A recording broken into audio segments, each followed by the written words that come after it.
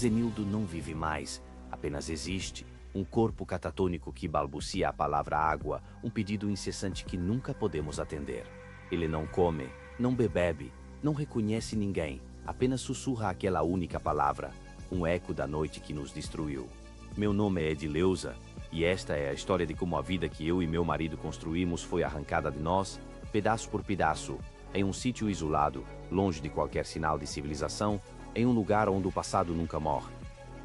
Tínhamos acabado de nos mudar para a herança de família, uma casinha de fazenda antiga, cercada por mata densa, um lugar que prometia paz, mas entregou o inferno.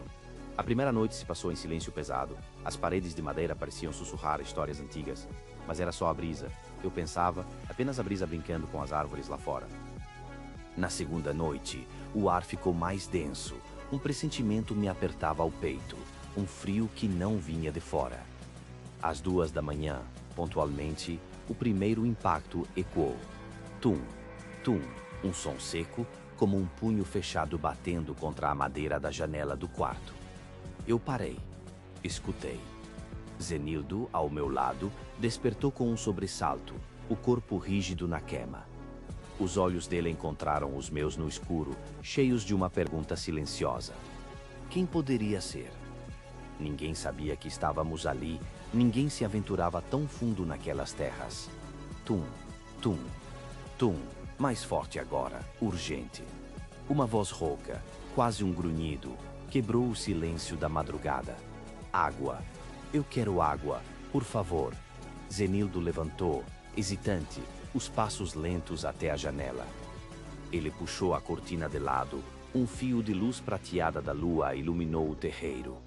Não havia ninguém. Apenas o chão de terra batida, úmido do orvalho, liso e sem marcas. Nem uma única pegada. Nada. Voltamos para a cama, o coração martelando contra as costelas, tentando racionalizar, tentando encontrar uma explicação para o que acabara de acontecer. Um bicho, talvez, batendo na janela, um galho levado pelo vento, a mente de um homem sempre tenta buscar a lógica onde ela não existe. Dormimos pouco, a tensão nos manteve despertos, esperando por algo, qualquer coisa, mas a noite seguiu em silêncio até o amanhecer. Na noite seguinte, a terceira noite em nosso novo lar, o terror recomeçou, ainda mais preciso, ainda mais pessoal. Às 2 da manhã, como um relógio macabro, os 3 toques voltaram. Tum, tum. A mesma voz rouca, agora parecia mais perto, mais articulada. Um arrepio percorreu minha espinha.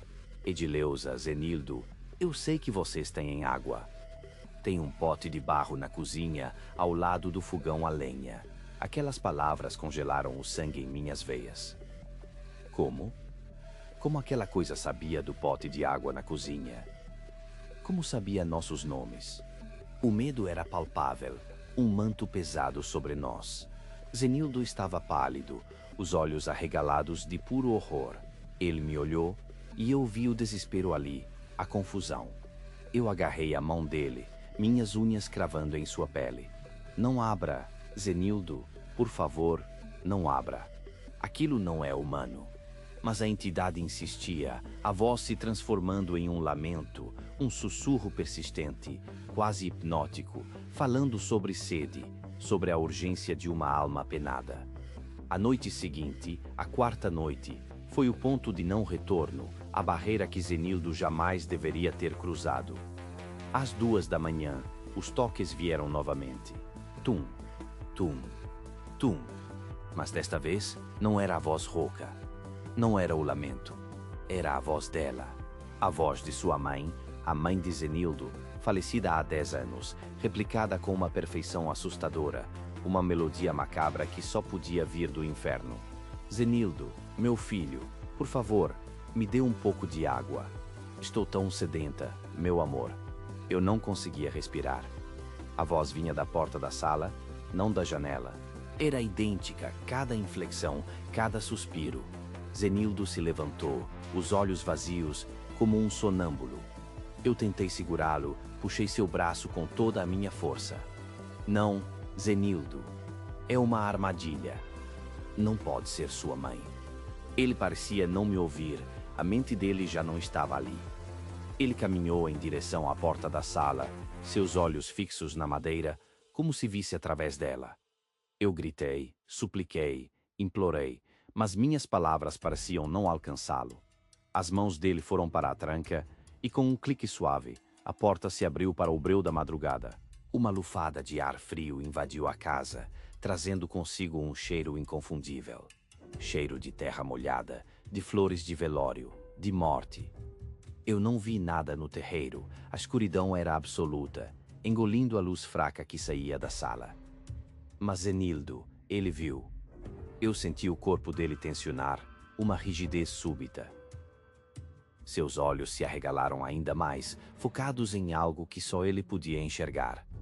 Então, ele caiu. Um tombo seco no chão de madeira. Eu corri até ele, chamando seu nome, sacudindo-o, mas ele não respondia. O corpo estava flácido, os olhos vidrados, uma camada de suor frio cobrindo sua pele.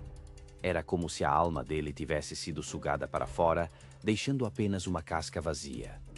Nós o levamos para a cidade, para os melhores médicos. Ninguém encontrou uma explicação. Ele está em estado vegetativo desde aquela noite, um manequim sem vida, sem consciência. Às vezes, do nada, seus lábios se movem, um som gutural escapa, a mesma palavra, sempre a mesma, dita sem voz, sem entendimento. Água. Ele tenta pedir, mas não pode beber, não consegue engolir nada. Ele está preso, uma vítima de uma sede que não é deste mundo, condenado a desejar o que jamais poderá ter. O cheiro de ferro retorcido, o baque seco da colisão, o vislumbre do horror logo adiante, tudo isso ainda ecoa em minha mente, uma sinfonia infernal que se recusa a silenciar. O ar ao meu redor parecia denso, pesado, impregnado com a fragrância metálica do sangue e a terra revirada. Eu parei. Eu respirei. Meu coração batia descompassado, um tambor furioso contra as costelas. Escutei. Nada. Apenas o motor da minha velha caminhonete em um ronco monótono e o sussurro do vento entre o capim seco do Maranhão. O silêncio que se seguiu ao caos foi ainda mais aterrorizante que o próprio estrondo. Meu nome é Valdir, e o que vivi naquela fatídica BR-226, no coração esquecido do Maranhão, em um trecho que parecia abandonado pelo tempo, é uma memória vívida, uma ferida aberta que jamais cicatrizará completamente. Era uma tarde de um fevereiro sufocante. O sol causticante castigava a paisagem árida, pintando o horizonte de um laranja quase apocalíptico, prometendo um crepúsculo de fogo. Eu vinha de uma jornada exaustiva, quilômetros e paisagens idênticas, poeira que se agarrava à pele e o ronco constante do motor. Uma trilha sonora monótona para minha rotina de representante comercial. A estrada, minha companheira constante, sempre me parecera um lugar solitário, de desafios esperados, mas nunca verdadeiramente ameaçador. Até aquele dia em que a solidão se transformou em algo sinistro. Foi então que meus olhos cansados captaram uma anomalia, uma figura minúscula à beira da pista, um ponto singular, destoante da imensidão vazia. Um menino, pensei, a mente tentando processar a imagem real. O que um garoto estaria fazendo ali, completamente sozinho, naquele fim de mundo, sob aquele sol implacável, em um trecho da estrada onde nem mesmo a casa mais humilde ou a fazenda mais isolada se avistava em qualquer direção. Diminuí a velocidade da caminhonete, a curiosidade me cutucando como um inseto insistente, uma pontada de preocupação que gelou minha espinha. Ele deveria ter uns 9 anos, talvez 10, magro, com roupas empoeiradas e gastas, uma camisa desbotada e bermuda puída, os cabelos escuros e emaranhados caindo sobre a testa. Seus olhos, mesmo à distância, pareciam estranhamente maduros, velhos demais, carregados por um peso que não condizia com sua tenra idade. Parei o carro a alguns metros à frente dele, o ruído dos pneus no cascalho seco rompendo o silêncio. Quer uma carona, garoto? Minha voz saiu um pouco mais áspera do que eu pretendia, rouca pelo cansaço e pela estranheza da situação. Ele não disse uma palavra. Apenas acenou com a cabeça lentamente, um movimento quase imperceptível, e se aproximou da caminhonete com uma calma assustadora. Abri a porta do passageiro, observando-o. Os movimentos eram lentos, quase sonâmbulos, como se ele estivesse flutuando. Não fez barulho ao sentar no banco de couro surrado, não soltou um pio sequer. O silêncio que se instalou dentro da cabine era pesado, quase palpável, tão denso que parecia sugar o ar dos meus pulmões. Eu esperava que ele me dissesse para onde ia, mas ele só olhava para frente, os olhos fixos na linha do horizonte, um ponto distante onde o asfalto queimado encontrava o céu azul cobalto. Qual seu nome? Tentei quebrar o gelo daquele silêncio constrangedor, daquele ambiente estranho. A falta de resposta me incomodava profundamente. Tiago, ele murmurou finalmente, quase um sussurro que se perdeu no zumbido do ar-condicionado, um som fraco, quase inaudível. Para onde você vai, Tiago? Onde posso te deixar? Ele virou a cabeça devagar, seus olhos profundos e sem brilho agora fixos em mim, me perfurando a alma com uma intensidade que me fez tremer. Pare o carro aqui, moço, ele disse, apontando para um ponto mais adiante, onde a curva fechava um pouco, escondendo o que vinha depois. A voz dele era suave, mas carregava uma urgência que me arrepiou do topo da cabeça aos pés. É importante. O senhor precisa parar agora, moço. Não siga a viagem. Eu estranhei a ordem, a estranha imposição. Não havia absolutamente nada ali, nenhuma casa, nenhum vilarejo, apenas o mato alto e o asfalto cinzento se estendendo à frente.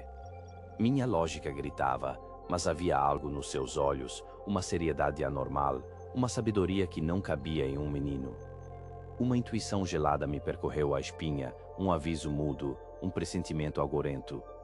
Eu, Valdir, um homem cético, rodado na vida, acostumado a confiar apenas no que via e tocava, obedeci. Encostei a caminhonete no acostamento irregular, sentindo os pequenos solavancos das rodas no cascalho. Levantei o freio de mão. O motor permaneceu ligado, o ar-condicionado ainda soprando um vento gélido contra o meu rosto suado. Olhei para Tiago, mas ele já havia voltado seu olhar para frente, para a curva traiçoeira. Os minutos que se seguiram se estenderam como séculos, um silêncio opressor preenchendo o pequeno espaço da cabine, as batidas do meu próprio coração se tornando incrivelmente audíveis. Comecei a me sentir impaciente, talvez um pouco ridículo. O que eu estava fazendo ali, parado no meio do nada, obedecendo a um menino estranho, perdendo tempo valioso?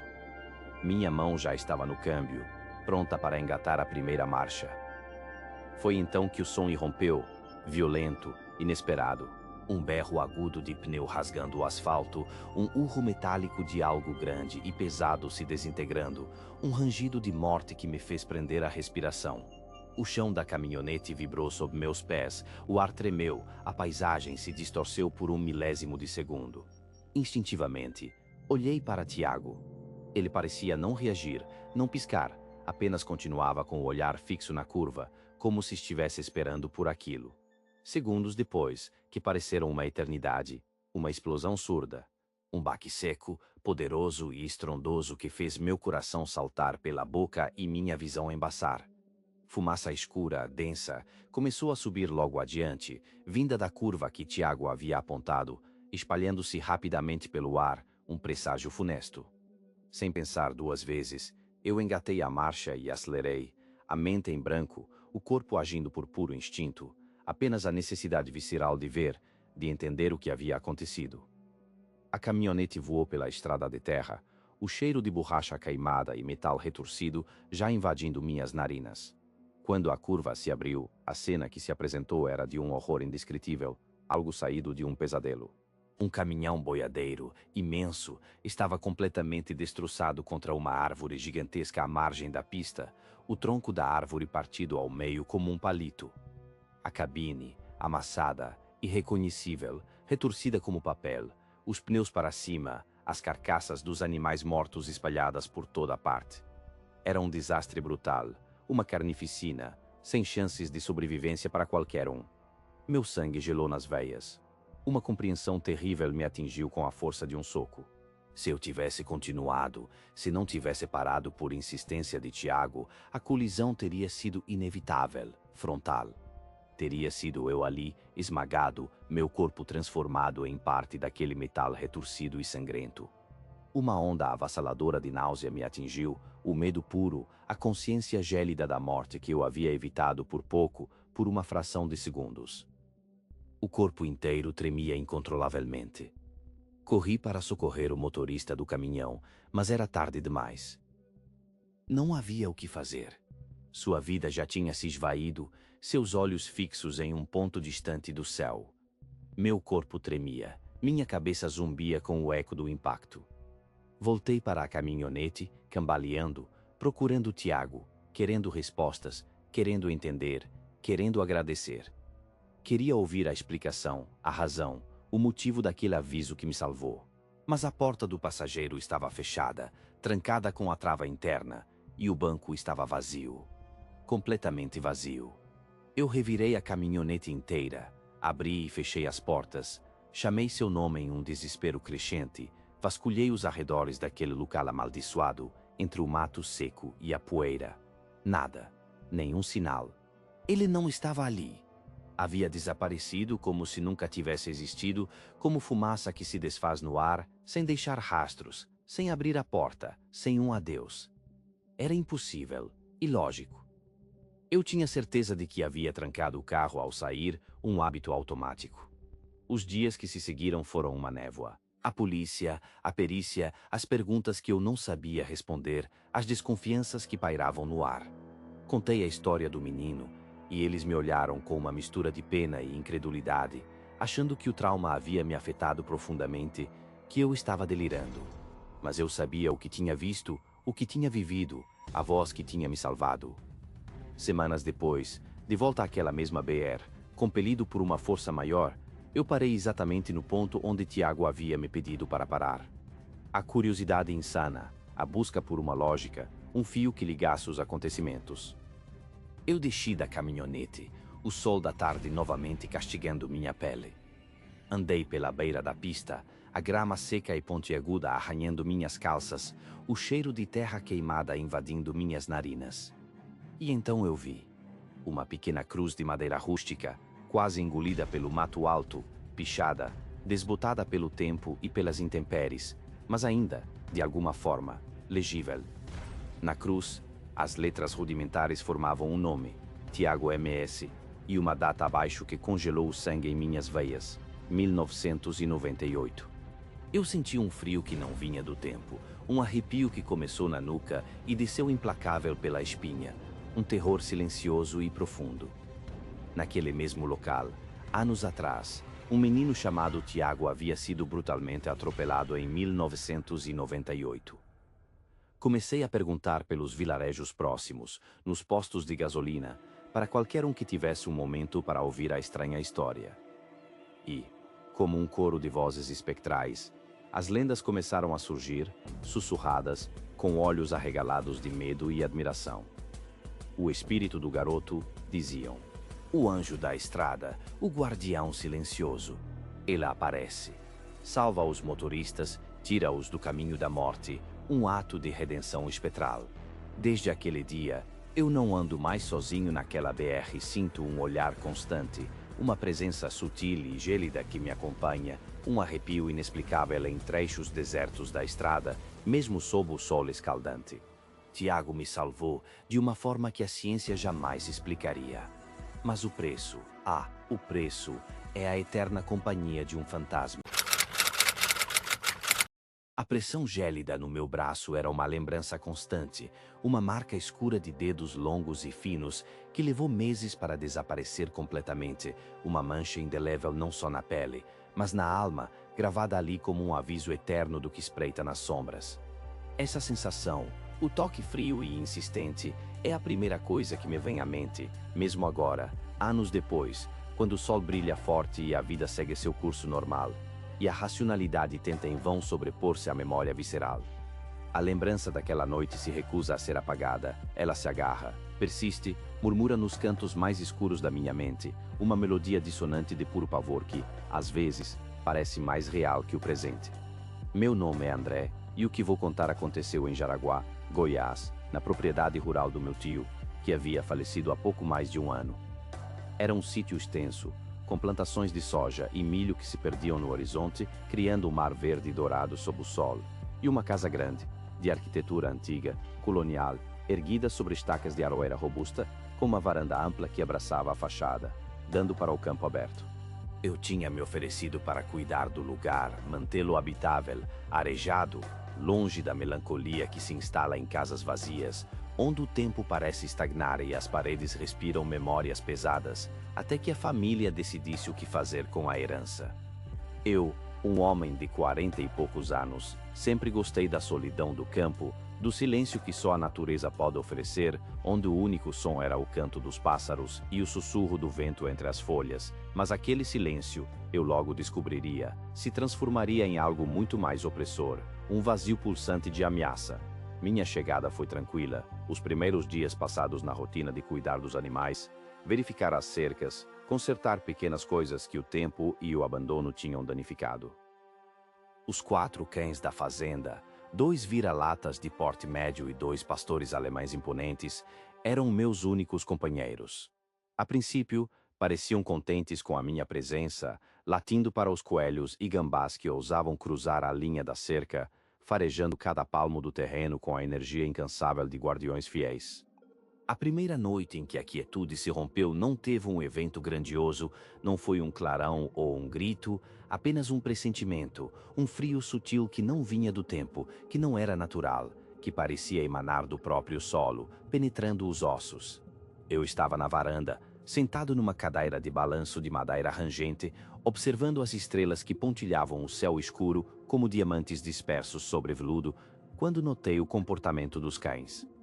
Eles, que normalmente estariam farejando o chão, caçando insetos noturnos ou simplesmente deitados e relaxados num sono profundo, estavam tensos, encolhidos nos cantos da varanda, seus pelos eriçados em alerta máximo, rosnando baixinho, quase imperceptivelmente, para o nada no escuro das plantações. Os olhos amarelos dos pastores alemães refletiam a pouca luz da lua crescente, fixos numa direção invisível para mim, como se vissem um predador colossal e espectral se aproximando lentamente, movendo-se entre as fileiras de milho. Eu os chamei, tentei acalmá-los com palavras mansas, com tapinhas suaves em suas cabeças, mas eles mal se moviam, apenas um tremor constante percorria seus corpos musculosos, e seus latidos contidos se tornaram lamentos baixos, quase um choro de desespero animal. Pensei que talvez fosse a mudança, a saudade do meu tio, a ausência da rotina a que estavam acostumados, ou talvez algum animal selvagem maior que o usual. Eu me convenci de que era apenas cansaço, a imaginação me pregando peças no silêncio profundo e por vezes enganoso do campo. Fui dormir inquieto, o sono leve e entrecortado por pesadelos vagos, de formas escuras e sussurros distantes que pareciam me chamar de algum abismo. Na segunda noite, a coisa ficou mais clara, mais definida, e o terror começou a se solidificar, a tomar forma na minha realidade. Eu estava na sala, a televisão ligada em algum programa sem importância, um ruído branco que eu usava para tentar distrair a mente do pressentimento da noite anterior e da crescente sensação de que não estava sozinho. A janela da sala, grande e antiga, dava diretamente para a varanda, e através dela, a escuridão da noite parecia ainda mais densa, mais viva, quase pulsando com uma energia maligna. Foi então que um movimento sutil, mas inconfundível, chamou minha atenção. Uma sombra. Não era uma sombra comum, projetada por alguma luz ou objeto. Era algo em si, uma entidade. Densa, escura como a noite mais profunda, tão escura que parecia um buraco no espaço, mas com uma forma inequivocamente humana, de quase 2 metros de altura, talvez até um pouco mais, uma figura esguia e ameaçadora. Ela estava parada na varanda, perto da escada de madeira que levava ao terreiro. Ela não parecia refletir a pouca luz amarelada que escapava da casa, pelo contrário, parecia absorvê-la, sugar a luz para si, tornando o espaço ao redor dela ainda mais escuro, um vácuo de cor, uma ausência de tudo. Meu coração acelerou a um ritmo alarmante. Um tambor descompassado e doloroso no meu peito, cada batida ecoando nos meus ouvidos. Eu parei. Meu corpo inteiro congelou. Eu não conseguia mover um músculo, não conseguia piscar, mal conseguia respirar. Os cães, antes quietos, Agora uivavam um lamento contido e gutural, um som de agonia que gelava a espinha, misturando-se com o ranger das portas antigas e o sussurro gélido do vento que parecia zombeteiro. Eu a observei, imóvel, paralisado pelo medo, por um tempo que me pareceu uma eternidade, mas que deve ter durado apenas alguns segundos, talvez um minuto no máximo, cada tic-tac do relógio na parede parecendo um martelo batendo em meus nervos. Então, num piscar de olhos, ela se moveu. Não andou, não deslizou, não flutuou com a leveza de um fantasma, apenas reapareceu. Num instante estava perto da escada, no outro, estava colada à coluna de madeira de lei, uma aroeira robusta e envernizada que sustentava o telhado da varanda. Era como se a distância não existisse para ela, como se pudesse simplesmente dobrar o espaço, teletransportar-se, um poder que desafiava toda a lógica e a física. A visão me fez prender a respiração, um nó seco e doloroso na garganta, e uma onda de tontura me atingiu. Eu me forcei a ir até lá na manhã seguinte, quando o sol estava alto e o medo da noite parecia um sonho ruim, uma fantasia macabra dissipada pela luz. Mas não era. Lá estavam elas. Marcas. 3 ranhuras profundas, como se garras gigantes e afiadas tivessem sulcado a madeira dura da aroeira. Não eram arranhões de animal, eram demasiado profundas, demasiado simétricas, e a madeira estava lascada de uma forma que só uma força descomunal, uma violência sobrenatural, poderia causar. Pareciam recentes, a seiva da madeira ainda exalando um cheiro agridoce e fresco. Eu não tinha explicação lógica, nenhuma teoria que pudesse confortar minha mente perturbada. O suor frio escorria pela minha testa e pelas minhas costas, mesmo sob o sol quente do meio-dia. O que era aquilo? A terceira noite foi o inferno, uma descida ao terror mais absoluto, um mergulho sem volta em um pesadelo acordado. O ar dentro da casa estava pesado, denso, quase sufocante, como se a própria escuridão tivesse invadido os cômodos, sufocando qualquer resquício de ar puro, de oxigênio vital.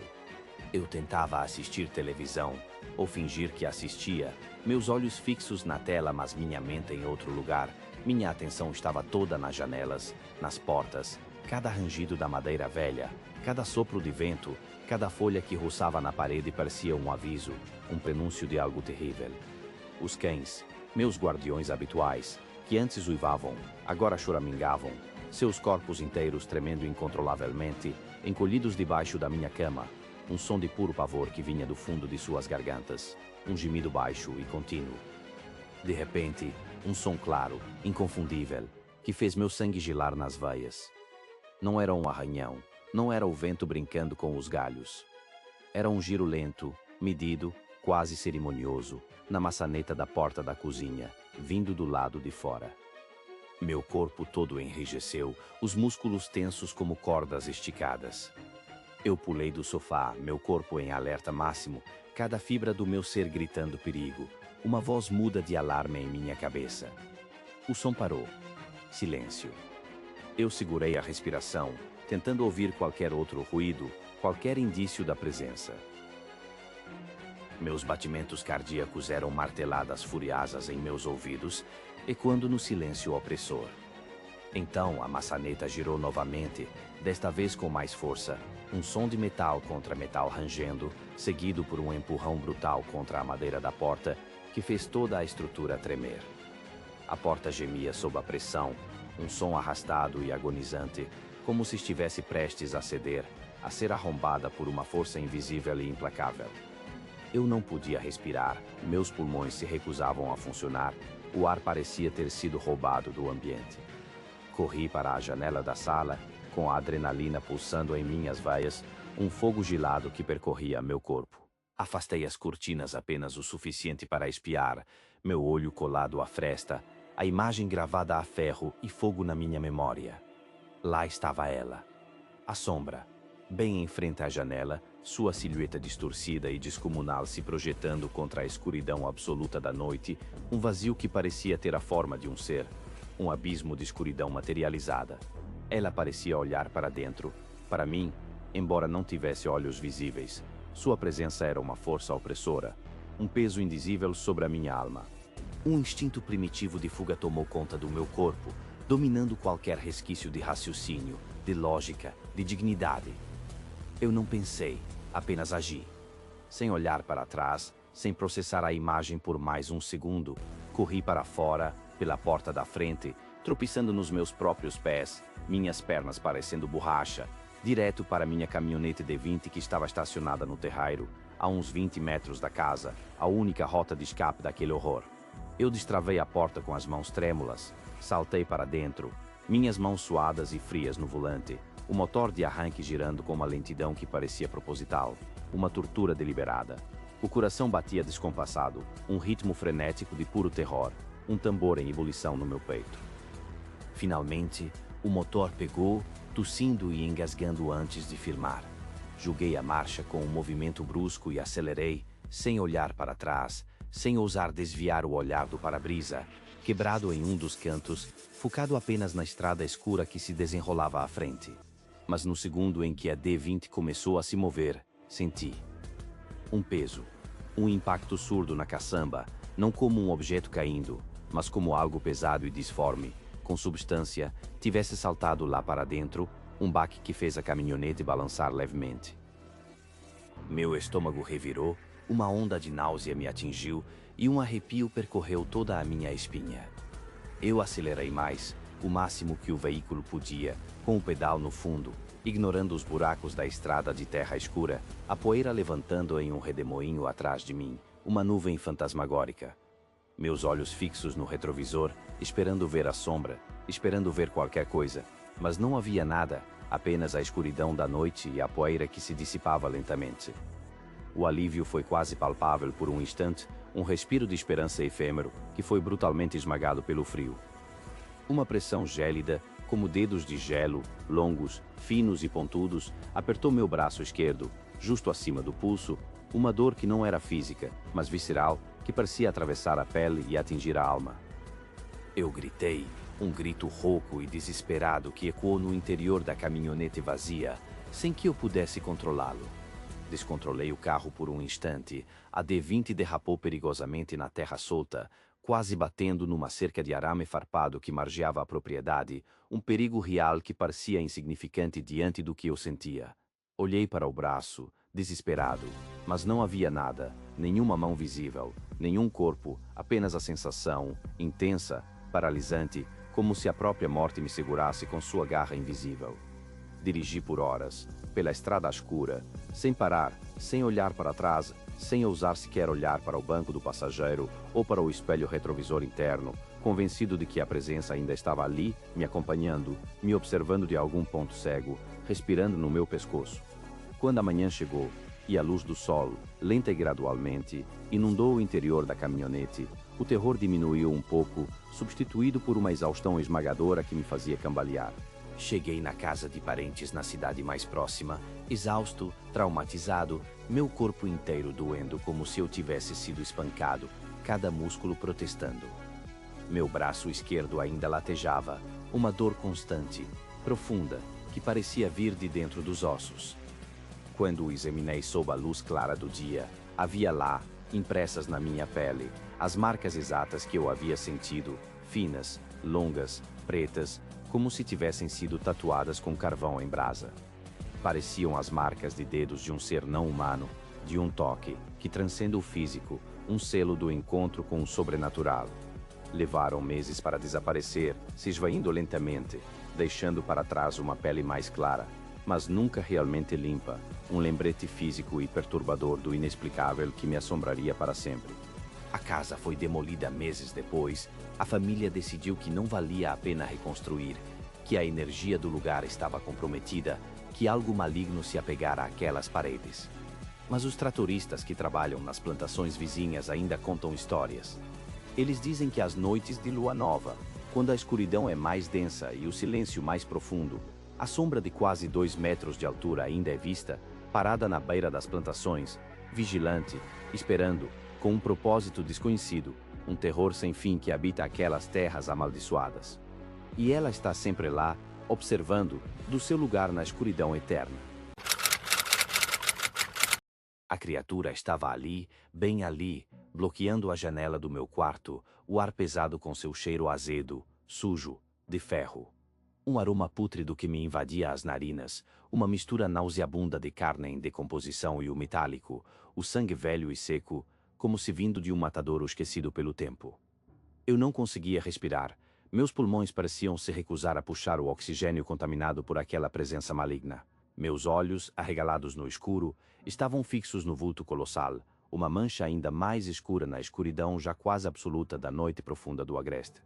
O medo não era apenas uma sensação passageira, era uma substância densa e gelada que me preenchia por dentro, me paralisando até a medula dos ossos, me roubando qualquer capacidade de reação.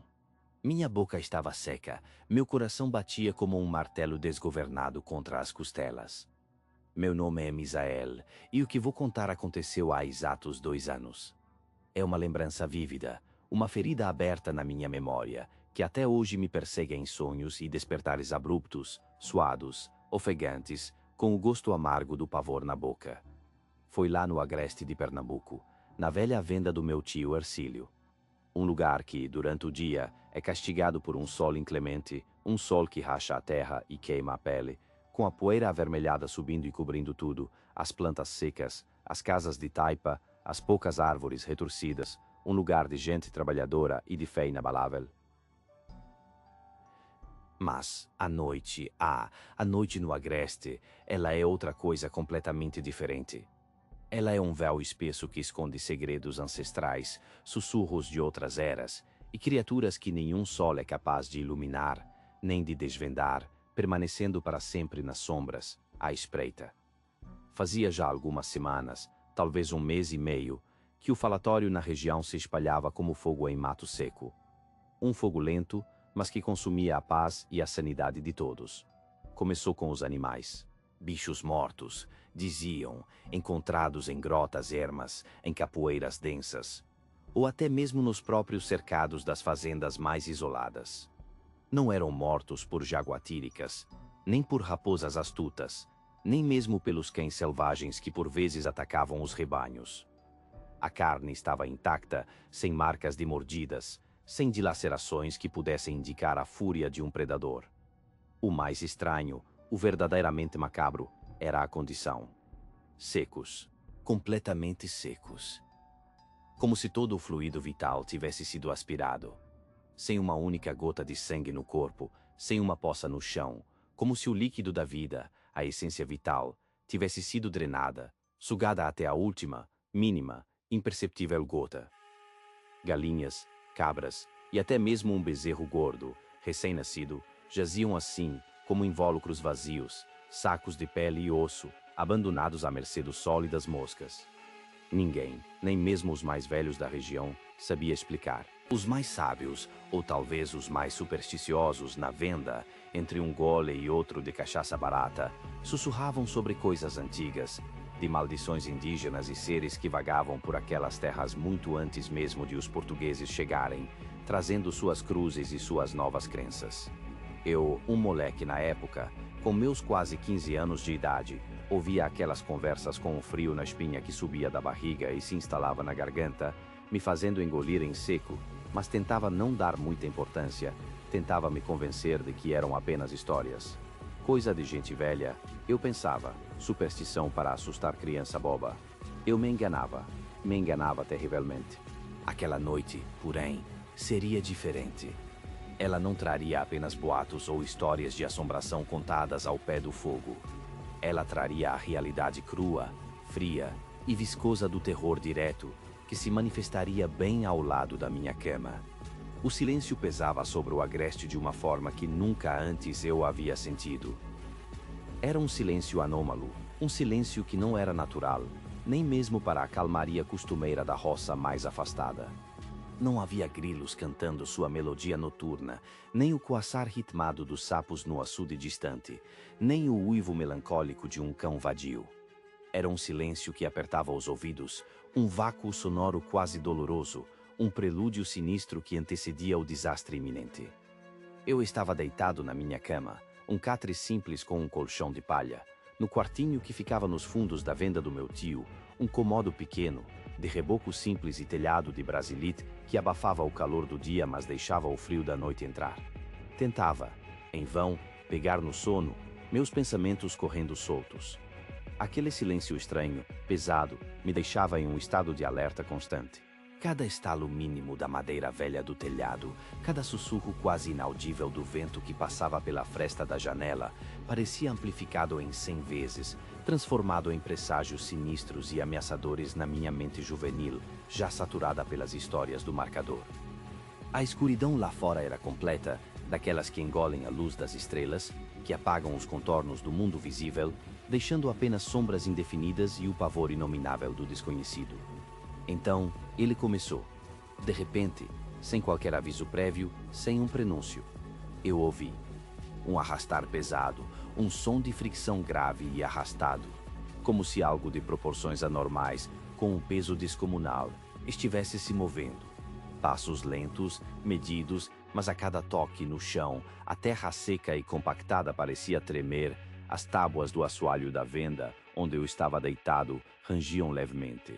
O som parecia vir de fora, da parede lateral do meu quarto, aquela que dava para a parte de trás da venda, onde ficavam os pequenos depósitos e a grande porta de aço que protegia o estoque de mantimentos e as poucas mercadorias. Meu coração, que já estava acelerado pela tensão do silêncio opressor, disparou ainda mais. Pum, pum, pum. Um tambor em meu peito, um ritmo frenético de puro terror, ecoando em meus ouvidos como um aviso mortal.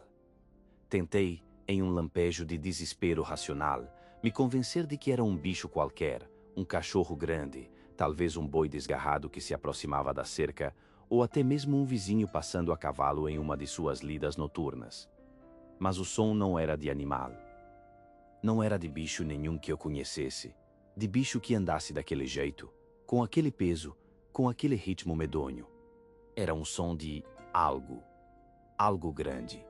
Algo que não deveria, sob hipótese alguma, estar ali. Depois, um novo som se juntou ao arrastar lento e pesado. O metálico. Um raspão. Raspa. Raspa. Na parede. Um som agudo, estridente, de algo afiado, com garras que pareciam lâminas, ou talvez unhas endurecidas como ferro, riscando o reboco grosso da parede do meu quarto, deixando um rastro sibilante. Em seguida, o som mudou, ficando ainda mais aterrador. Era o aço frio e resistente da porta da venda, que ficava bem ao lado da minha pequena janela, sendo arranhado com uma força brutal. Era um som que feria os ouvidos, que arrepiava cada pelo do meu corpo, que me fazia sentir a pele arrepiar e os cabelos da nuca se eriçarem. Eu estava gelado, as pontas dos dedos frias, mas suava em bicas, um suor frio e pegajoso que escorria pela testa e encharcava a camisa de algodão. Ele começou a vir. Um cheiro forte. Horrível. Insuportável. Eu fiquei paralisado na cama, encolhido sob o lençol. Aquele som de raspão metálico na porta de aço, que antes me parecia impenetrável e segura, agora era a prova irrefutável de que algo estava ali, do lado de fora, e estava tentando entrar. Meus olhos, arregalados, fixaram-se na pequena janela, uma fresta solitária no mundo exterior. Ela não era grande, era apenas um quadrado tosco, mas em noites de lua cheia, como eu me lembrava, deixava entrar um pouco da luz prateada, ou o reflexo distante de algum lampião aceso na rua. Mas naquela hora, nada. A escuridão, que antes já era densa e sufocante, se aprofundou ainda mais, como se fosse engolida por uma massa ainda maior, mais escura, mais densa. Uma sombra imensa, disforme, gigantesca, bloqueou completamente a fresta de luz da janela. Era algo alto, muito alto. Tão alto que cobria toda a janela, de cima a baixo, de lado a lado, como um monstro de trevas que se postava ali, imóvel, respirando pesado. Eu podia sentir o ar se mover, mesmo através da parede de reboco fino, um deslocamento frio, pesado, que trazia consigo um hálito gélido e pútrido. E o cheiro então? Aquele cheiro.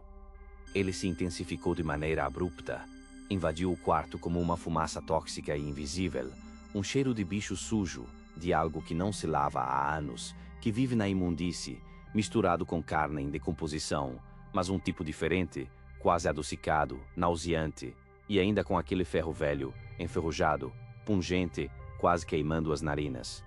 Era um cheiro que grudava nas narinas, que impregnava os tecidos, que me revirava o estômago com uma força brutal, que me dava ânsia de vômito, mas eu não conseguia me mover. Minhas mãos suavam frio, minhas pernas tremiam incontrolavelmente debaixo do lençol fino, meus dentes batiam uns nos outros. Eu não conseguia gritar, a voz havia sumido, presa na minha garganta, um nó apertado.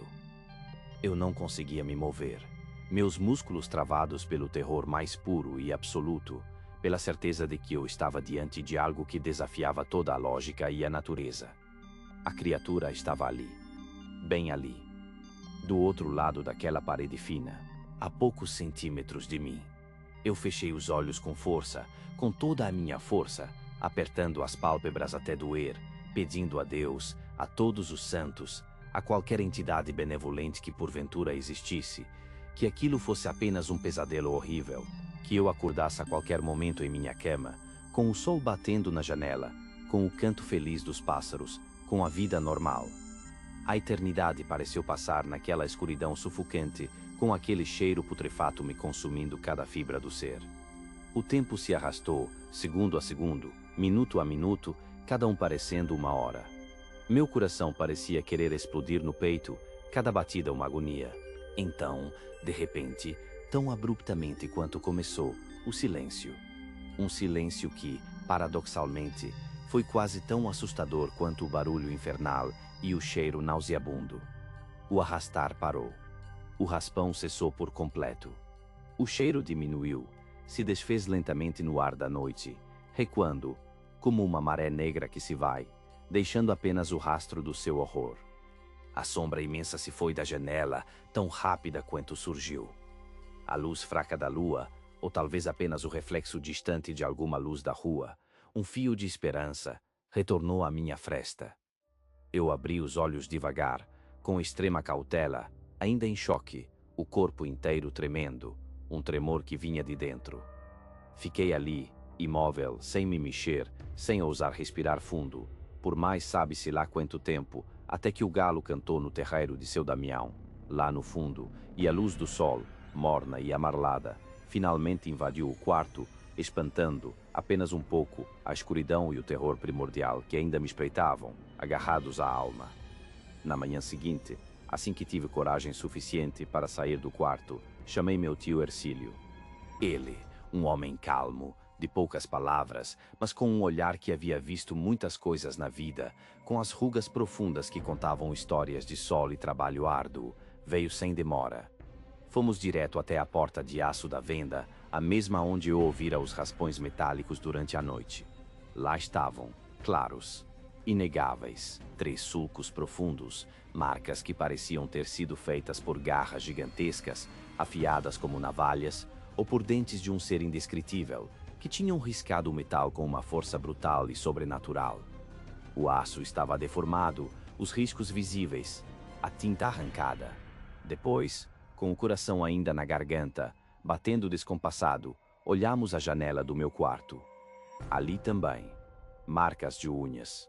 Pequenas, é verdade, mas estavam ali, cravadas na madeira podre da esquadria, como se algo tivesse tentado escalar, ou se segurar com desespero.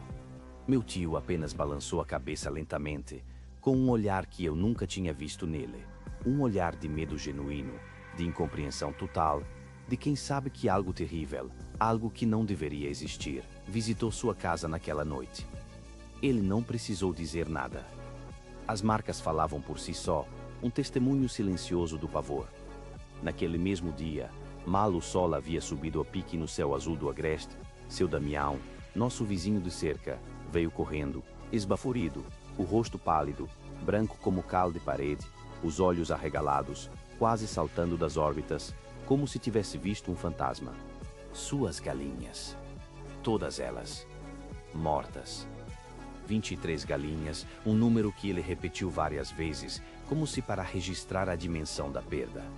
Enfileiradas, algumas ainda de pé, como estátuas macabras, outras caídas sem vida no chão, mas todas com a mesma característica macabra, a mesma anomalia que nos aterrorizava.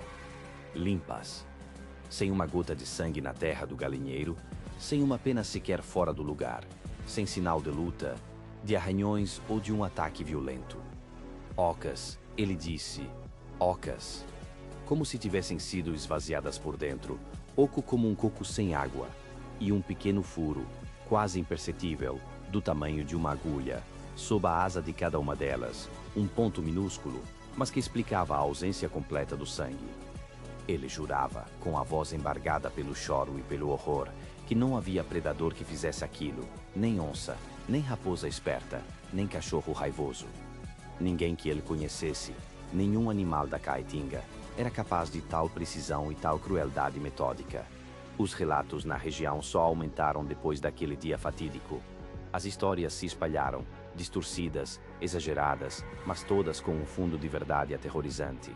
Gente dizendo ter visto, nas noites mais escuras e silenciosas, quando a lua era apenas um fiapo no céu, uma criatura esguia, alta, com membros desproporcionais, um corpo retorcido, que corria em 4 patas com uma velocidade assustadora, quase um burrão na paisagem árida, sumindo e reaparecendo entre os mandacarus. Mas que, às vezes, se levantava e andava em 2 patas, cambaleando, um vulto alto e sombrio contra a luz pálida da lua ou o negrume da mata. Ninguém nunca conseguiu descrever seu rosto, se é que tinha um, apenas a silhueta distorcida, o cheiro nauseabundo que anunciava sua presença, e o rastro de animais mortos, vazios, que deixava para trás como um cartão de visitas macabro. Dizem, os mais antigos, com um tremor visível na voz, com os olhos vidrados de medo, que ela não caça por fome, não mata para se alimentar, para saciar a sede de sangue ou a necessidade de carne. Ela mata para marcar, para mostrar que está ali, que aquele é o território dela e que ninguém, nem animal, nem gente, está seguro. Uma sombra ancestral que se ergue do solo seco do agreste, reclamando o que é seu por direito. As marcas na porta de aço da venda do meu tio Hercílio permanecem lá até hoje. Enferrujadas, corroídas pelo tempo e pelo sol impiedoso, mas visíveis para quem quiser ver. Uma prova fria, material, irrefutável. Uma lembrança constante que me acorda nas noites mais tranquilas, um sussurro do passado, uma lembrança do marcador do agreste. A sede nunca mais me abandonou, uma chama invisível e inextinguível queimando incessantemente por dentro, um lembrete cruel e constante daquela noite maldita, da oferta de um alívio que custaria a própria essência da minha alma. Meu nome é Beto, e o que aconteceu naquele pedaço de terra esquecido, no coração árido e misterioso da Chapada Diamantina, há cerca de 3 anos, mudou a minha vida de uma forma que eu jamais poderia ter concebido. Era uma mudança sombria, definitiva. Meu primo Júnior e eu tínhamos a tarefa ingrata de limpar uma propriedade que havíamos herdado, um casarão antigo, quase em ruínas, que parecia mais uma ossada esquecida pela força do tempo. A estrada de terra batida se estendia por quilômetros, serpenteando por entre montanhas áridas e vales profundos, cada curva nos afastando um pouco mais da civilização, da sanidade. O ar se tornava rarefeito, pesado, carregado com o cheiro de mato seco, poeira ancestral e algo mais, algo que eu não conseguia identificar, mas que me causava um arrepio na espinha. A cada metro, sentíamos a presença de uma solidão opressora, uma vastidão que parecia engolir qualquer som que não fosse o do vento ou o rangido das velhas tábuas da casa. A chegada foi desoladora. O casarão exalava um odor de abandono e madeira podre. Suas paredes rachadas contavam histórias de tempos esquecidos, de vidas que se foram sem deixar rastros. A vegetação densa e espinhosa havia quase engolido as cercas. As poucas árvores retorcidas pareciam fantasmas sob o sol inclemente. Logo no primeiro dia, enquanto tentávamos, em vão, organizar o caos que era o quintal dos fundos, demos de cara com ela, a cacimba.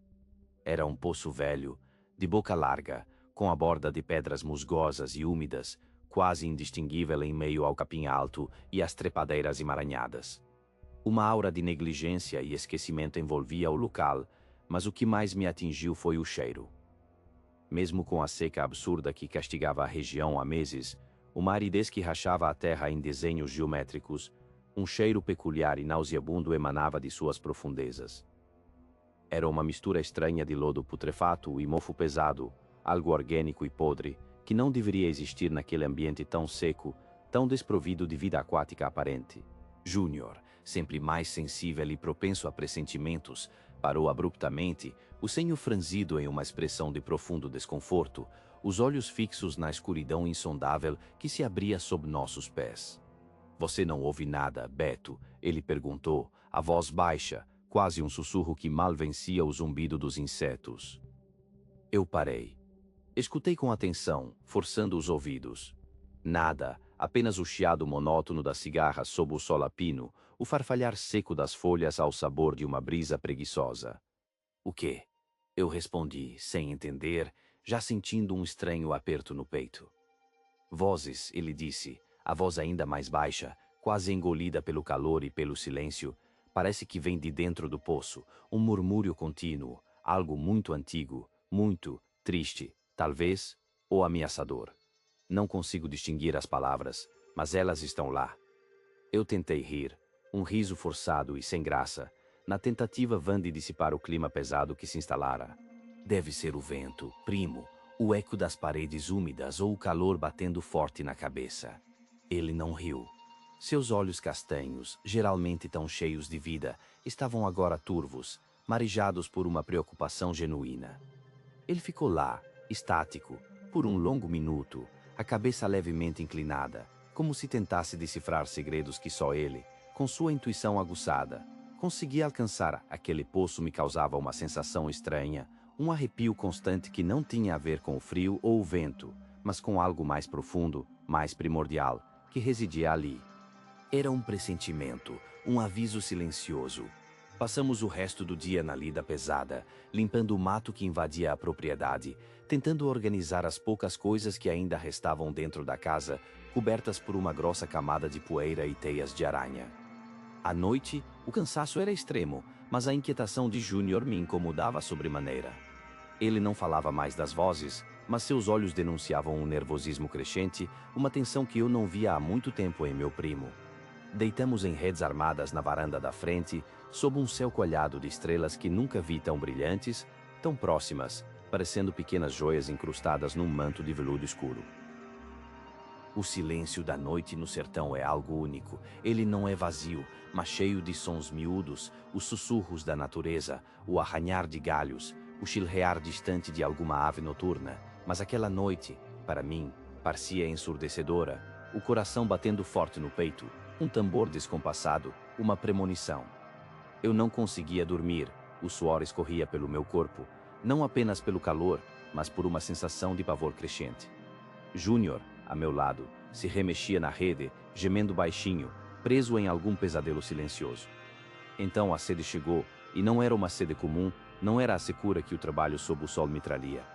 Era como se cada célula do meu corpo implorasse por água, uma queimação intensa na garganta, na boca, uma sensação de desidratação tão profunda que me fez levantar num sobressalto, o corpo pesado, trôpego, a mente turva. Meus lábios estavam rachados, minha língua, áspera. Caminhei até a cozinha, a moringa de barro estava vazia, completamente seca, como se nunca tivesse abrigado uma gota sequer. Não havia água ali, em lugar nenhum da casa, nem um pingo para aliviar aquela agonia que crescia a cada segundo. A desesperança bateu forte, um desespero líquido. Meus passos, quase instintivos, pesados e lentos, me levaram para fora, em direção à cacimba. Eu não sabia por quê, não havia lógica, mas algo me puxava para lá, uma atração mórbida, inexplicável, mais forte do que a própria razão. A lua estava quase cheia, banhando a paisagem ressecada com uma luz prateada, espectral, lançando sombras distorcidas que pareciam se mover com vida própria. À medida que me aproximava do poço, cada batida do meu coração ecoava nos meus ouvidos. Então ouvi, distintamente, um som. Era o som de água batendo, um splash suave, repetitivo, rítmico, como se alguém estivesse, lá embaixo, remexendo nela, agitando-a. Meu coração disparou, um martelar furioso e descontrolado no peito, um som que parecia capaz de estourar meus tímpanos. Eu me aproximei da borda escura da cacimba, a adrenalina correndo selvagem nas minhas veias, misturando-se com o pavor gélido. O cheiro de lodo e mofo putrefato estava mais forte agora, quase sufocante, entrando pelas minhas narinas, impregnando-se em cada poro da minha pele. Com a lanterna do celular, as mãos trêmulas, hesitante, iluminei a escuridão abissal lá dentro. O feixe de luz perfurou o vazio, revelando, lentamente, o que jamais esperei ver, o que me assombraria para o resto dos meus dias. Lá estava ela, subindo. Uma mulher. Mas não era uma mulher comum, não era uma figura humana. Ela escalava as paredes úmidas e escorregadias do poço com uma agilidade antinatural, os movimentos fluidos, quase reptilianos, como um lagarto gigante subindo por uma rocha vertical. Seus cabelos, longos e brancos como a espuma de uma cachoeira fantasma, estavam molhados, pegajosos, grudados na pele de um cinzento doentio, quase azulada, que parecia coberta por uma fina camada de lodo. Seu corpo, esguio e contorcido, movia-se com uma precisão arrepiante. Sua face. Ah, sua face. Onde deveriam estar os olhos, havia apenas pele lisa, sem órbitas, uma superfície contínua e aterradora, um vácuo horripilante que me fez prender a respiração, sentir o ar rarefeito, glacial, nos pulmões. Era um rosto sem janela para a alma, mas que parecia me enxergar com uma profundidade que transcendia a visão. Ela chegou à beirada, o corpo esguio e contorcido, sem parar de subir, até que seu rosto sem olhos ficou a poucos centímetros do meu, uma proximidade que me fez recuar instintivamente, mas sem conseguir mover os pés. O cheiro de podridão e água estagnada agora era avassalador, misturado a um odor metálico, algo como sangue velho. Em uma das mãos, dedos longos e finos, de unhas amareladas e sujas, seguravam uma pequena cumbuca rústica, feita de cabaça, cheia de uma água que parecia cristalina, brilhando com um fulgor sobrenatural na fraca luz da lua e da minha lanterna trêmula. Sua boca se abriu lentamente, um buraco escuro e disforme em seu rosto sem traços, e dela saiu uma voz que parecia vir de lugares profundos, de tempos esquecidos, um sussurro úmido e rouco, arranhando o silêncio da noite, vibrando em meus ossos. Beba, ela disse, a palavra reverberando dentro de mim, dentro da minha cabeça. Beba desta água e nunca mais sentirá sede. Eu não pensei. Eu não pude pensar. O terror, puro e gelado, como garras de gelo apertando meu coração, me paralisou por um segundo e então liberou uma explosão de pânico que me fez girar nos calcanhares e correr. Correr como nunca havia corrido na vida, o grito de horror preso na garganta, a imagem daquele rosto sem olhos, daquela criatura reptiliana, daquela cumbuca de água mortal, gravada a ferro e fogo na minha mente, em cada nervo, em cada célula. Tropecei nos próprios pés, caí, me levantei novamente, a respiração ofegante, sentindo a perseguição que não estava lá, mas que eu sabia ser real, constante. Júnior me encontrou desmaiado perto da casa na manhã seguinte, o corpo trêmulo, coberto de arranhões e suor frio. Ele não perguntou o que eu tinha visto, não havia necessidade. Apenas me ajudou a levantar, os olhos cheios de uma compreensão silenciosa, pesada, quase dolorosa. Ele sabia. Voltei para casa, para a minha vida anterior, mas a sede nunca mais me deixou. Por semanas intermináveis, eu sofri com febre alta e uma sede crônica, insuportável, que nenhuma quantidade de água conseguia saciar. Meu corpo definhava, minha mente se turvava em delírios febris, em pesadelos recorrentes da mulher sem olhos e da água na cumbuca. Os médicos não encontravam explicação, apenas balançavam a cabeça com um ar de desamparo, diagnosticando exaustão extrema e desidratação inexplicável. Mas eu sabia a verdade. A imagem da velha, da cumbuca, das palavras, me assombrava a cada instante, um tormento sem fim, um eco daquela noite que se recusava a morrer. Tentamos vender a propriedade novamente. Consegui um comprador, um senhor da cidade vizinha, um empreendedor entusiasmado, interessado em montar uma pequena pousada ecológica. 2 semanas depois, ele ligou, a voz trêmula, quase ininteligível, embargada pelo pavor mais puro que já ouvi. Desistiu do negócio, sem dar explicações claras ao princípio, mas eu sabia. Eu insisti, e ele me contou que, ao verificar o poço, a água cristalina que eu vira se transformara em uma lama podre, espessa, borbulhante, e que risadas insanas, gorgolejantes, vinham de dentro da terra, ecos profundos e gélidos que não pareciam pertencer a este mundo, mas sim a um abismo esquecido de maldade pura. Ele fugiu, como eu. A cacimba ainda está lá. A sede também.